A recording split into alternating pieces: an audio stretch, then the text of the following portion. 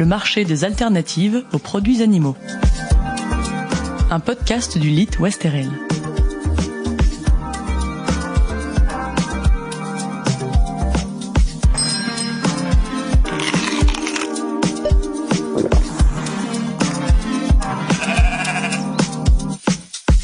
Nos choix alimentaires répondent à de plus en plus de critères. Bien que l'alimentation soit une question individuelle qui nous permet d'exprimer nos appartenances socio-culturelles, les mangeurs contemporains doivent également prendre en compte les enjeux collectifs de l'alimentation dans la composition de leurs assiettes ou le choix de leur régime. Et végétaliser son alimentation est aujourd'hui présenté par les politiques publiques comme un enjeu collectif majeur. D'après une récente publication du Sénat, comme la sobriété, cette végétalisation est souhaitable pour des raisons qui touchent à la santé, à l'indépendance protéique, mais également à l'environnement. Enjeu à la fois sanitaire donc, mais aussi social, territorial et environnemental. Végétaliser les assiettes, c'est en fait rééquilibrer les apports en végétaux et en animaux dans les régimes. Rééquilibrer, d'accord, mais comment ? De la végétalisation de nos rues à celle de nos assiettes, les végétaux ont le vent en poupe. En seulement 30 ans, le nombre de produits alimentaires contenant des protéines végétales a été multiplié par 20. Effectivement, l'étude de référencement réalisée en 2019 par le groupe d'études et de promotion des protéines végétales démontre une hausse incontestable. En 1989, seulement 300 produits contenaient des protéines végétales. Il y en a près de 5500 aujourd'hui. Alors, comment expliquer cet essor ? Et à qui les produits vegan-friendly s'adressent-ils ? D'ailleurs, de quoi parle-t-on lorsqu'il est question de protéines végétales ou d'alternatives aux produits animaux ? Et est-ce la même chose ? C'est ce à quoi nous tenterons de répondre dans cette 4e et dernière série de podcasts.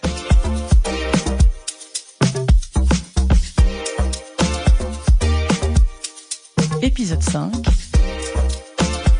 Le cas des insectes.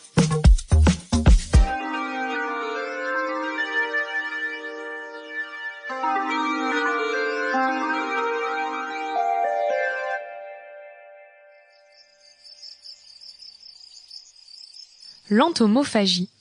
C'est comme ça que l'on nomme le fait de manger des insectes. Régulièrement consommée dans la plupart des régions du monde, l'idée de manger des larves ou des insectes rebute les consommateurs européens. Pourtant, l'élevage d'insectes pour la consommation humaine est souvent présenté comme une solution d'avenir pour nourrir la population mondiale et répondre aux enjeux environnementaux de l'élevage. Alors dans cette pièce, on élève des grillons pour l'alimentation humaine. Et donc ce qui est vraiment fascinant dans la production d'insectes, c'est qu'un bac comme celui-ci va contenir 40 000 grillons, ce qui va représenter un équivalent protéique, l'équivalent de 1000 portions de viande. Des milliers d'espèces d'insectes sont consommables, mais les principales qu'on retrouve actuellement dans les assiettes sont les criquets, les sauterelles, les termites, fourmis, coléoptères, chenilles et même les abeilles et les guêpes.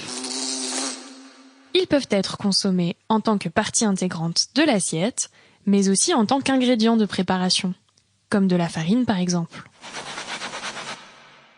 Ainsi, leur qualité nutritionnelle et organoleptique vont varier en fonction de plusieurs facteurs, comme l'espèce de l'insecte consommé, comme les champignons, tous ne sont pas bons à manger, son stade de développement, larves, œufs ou autres, ou encore l'environnement dans lequel il a été élevé, en fonction des saisons par exemple, ou des plantes environnantes. Je m'attends à devenir tout petit, minuscule, un insecte!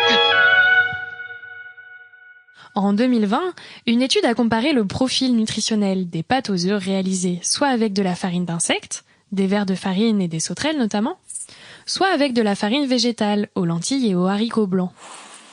D'après les résultats, les produits à base de farine d'insectes sont plus riches en protéines et en fibres que les pâtes à base de farine végétale. En revanche, ils sont plus humides, donc plus difficiles à conserver. Un peu gluant, mais appétissant. Ben voilà! Pour ce qui est de la saveur, tout dépend encore une fois. En plus des critères cités précédemment, le mode de cuisson et de préparation va aussi jouer. De manière générale, les consommateurs leur prêtent un goût doux et de noisettes, ou encore des arômes très variés de viande, de poisson, de pommes, de champignons ou de pommes de terre. Si vous voulez quelques exemples de goûts en fonction des recettes et des cuissons, je vous invite à aller lire les travaux de la chercheuse Maria Michina et de son équipe, disponibles en description de cet épisode. Au niveau de la texture, bien sûr, c'est la même chose. L'insecte va du croustillant au moelleux, en fonction du squelette de l'espèce et de sa préparation. Mais lorsqu'il est incorporé en tant qu'ingrédient de préparation, il peut modifier la couleur et la texture de l'aliment. Par exemple, toujours en 2020, l'équipe de Maria Michina a comparé 3 burgers. Un à base d'insectes, un autre avec des analogues végétaux et un autre avec de la viande. Celui à base d'insectes est décrit comme plus sec et moins juteux par les consommateurs. Au moins j'ai essayé. J'ai au moins essayé.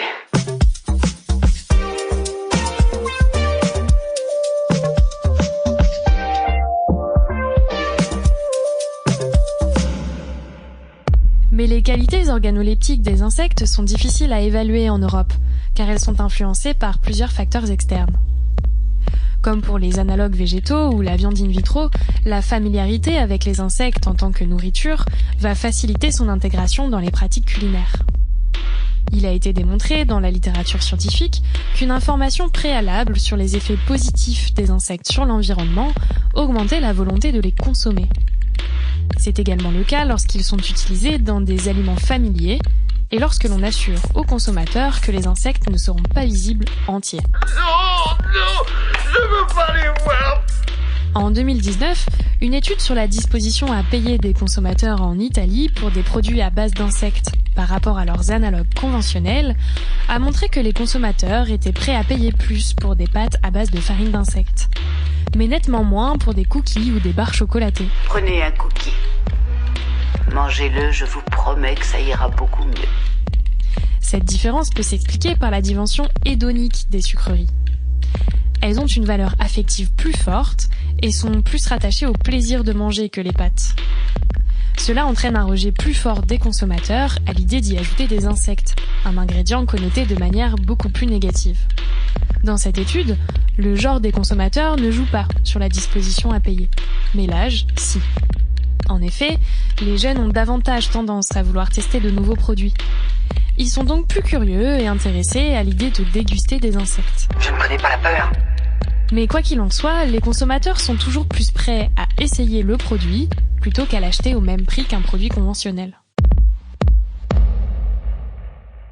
La disposition à payer pour des insectes est donc moins bonne que pour les analogues végétaux. Mais contrairement à ces derniers et à la viande in vitro, l'attachement à la viande n'affecte en rien la disposition à payer des consommateurs pour des produits à base d'insectes. Sûrement car dans ce cas, les consommateurs ne s'attendent pas à retrouver le goût, la texture et la flaveur de la viande. Les insectes ne sont donc pas perçus comme des substituts aux produits carnés. D'ailleurs, le fait de suivre un régime sans viande impacte positivement la disposition à payer des consommateurs.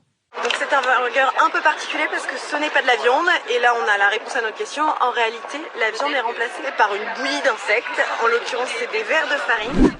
Ce type d'alternative s'adresserait donc plutôt à des consommateurs déjà aguerris dans le processus de déconsommation de produits animaux. Dans tous les cas, les consommateurs accordent une grande importance au contenu protéique des insectes, à leur qualité et à la sécurité sanitaire.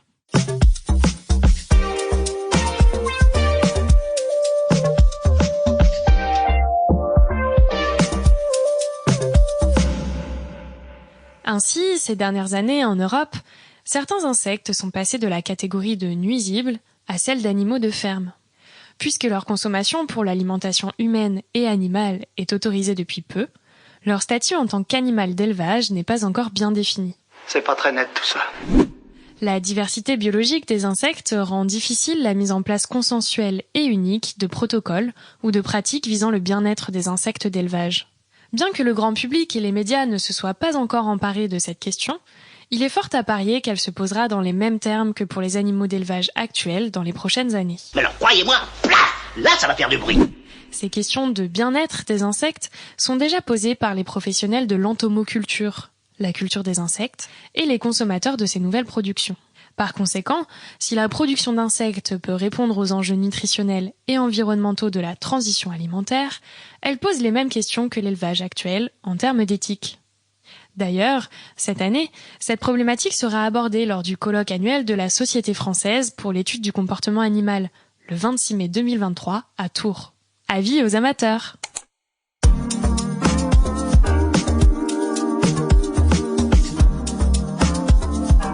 Merci de nous avoir écoutés.